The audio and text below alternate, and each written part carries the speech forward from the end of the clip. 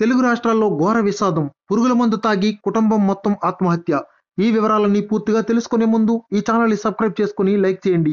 ఈ వీడియోనైతే పూర్తిగా చూడండి. అప్పుడే మీకు కంప్లీట్ ఇన్ఫర్మేషన్ అనేది తెలుస్తుంది. ఇక వీడియోలోకి వెళ్ళినట్లయితే అప్పుల బాధతో గడ్డి మందు తాగి ఆత్మహత్య యత్నానికి పాల్పడిన ఒకే కుటుంబానికి చెందిన నలుగురు చికిత్స పొందుతూ బుధవారం మృతి చెందారు. స్థానిక స్టాక్ మార్కెట్లో వచ్చిన నష్టాలు, వాటిని తీర్చేందుకు చేసిన అప్పులు ఆ కుటుంబం మొత్తాన్ని బలి తీసుకున్నాయి. అప్పు ఇచ్చిన వాళ్ళు ఒత్తిడి చేయడంతో మంగళవారం తెల్లవారుజామున నలుగురు గడ్డి మందు తాగారు. వీరిని బంధువులు వరంగల్లోని ఎంజీఎం హాస్పిటల్కు తీసుకెళ్లగా చికిత్స పొందుతూ కొన్ని గంటల వ్యవధిలోనే చనిపోయారని పోలీసులు తెలిపారు.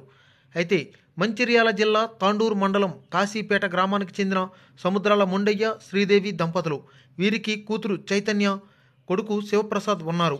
గ్రామంలోని మొండయ్య చిన్న కిరాణా కొట్టుతో పాటు పాల వ్యాపారం కూడా చేసుకుంటూ కుటుంబాన్ని పోషించుకునేవాడు. కొడుకు శివప్రసాద్ స్టాక్ మార్కెట్లో పెట్టుబడుల కోసం ఊళ్ళో అప్పులు చేసి నష్టపోయాడు. ఇలా 2.5 సంవత్సరాల క్రిందే మొత్తం అప్పు 31 లక్షలకు ఉన్నట్లు తెలిసింది. వీటికి వడ్డీలు పెరిగిపోయి తీర్చలేనంత భారంగా మారిపోయాయి. దీంతో శివప్రసాద్పై అప్పుల వల్ల ఒత్తిడి పెరిగింది. ఈ బాధలు తట్టుకోలేక ఏడాది కిందట విజయవాడ వెళ్లి కృష్ణా బ్యారేజ్పై ఆత్మహత్యా యత్నం చేసుకున్నాడు. అక్కడి పోలీసులు అతన్ని కాపాడి కుటుంబ సభ్యులకు అప్పగించారు.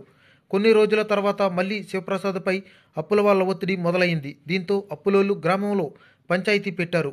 గత నవంబర్ 30 వరకు డబ్బులు చెల్లిస్తానని శివప్రసాద్ ఒప్పుకున్నాడు. ఆ గడువు దాటిపోవడంతో మళ్లీ డిసెంబర్ 10 వరకు పొడిగించాడు. ఈ పరిస్థితుల్లో మొండయ్యతో పాటు శివప్రసాద్కు అప్పుల వల్ల భయం పట్టుకున్నది. అప్పులు తీర్చడానికి వేరే మార్గం లేకపోవడంతో మంగళవారం తెల్లవారుజామున నలుగురు గడ్డి మందు తాగారు. విషయం తెలుసుకున్న స్థానికులు వీరిని వరంగల్ ఎంజీఎం హాస్పిటల్కు తరలించారు. బుధవారం ఉదయం మొండయ్య 58, శ్రీదేవి 53, చైతన్య 30 చనిపోగా మధ్యాహ్నం శివప్రసాద్ 26 మృతి చెందాడు. నలుగురు డెడ్ బాడీలకు పోస్టుమార్టం చేసి బంధువులకు అప్పగించారు. గురువారం ఉదయం అంత్యక్రియలు నిర్వహించనున్నారు. మొండయ్య బంధువులు రమేష్ ఇచ్చిన ఫిర్యాదు మేరకు కేసు నమోదు చేసి దర్యాప్తు చేస్తున్నారు.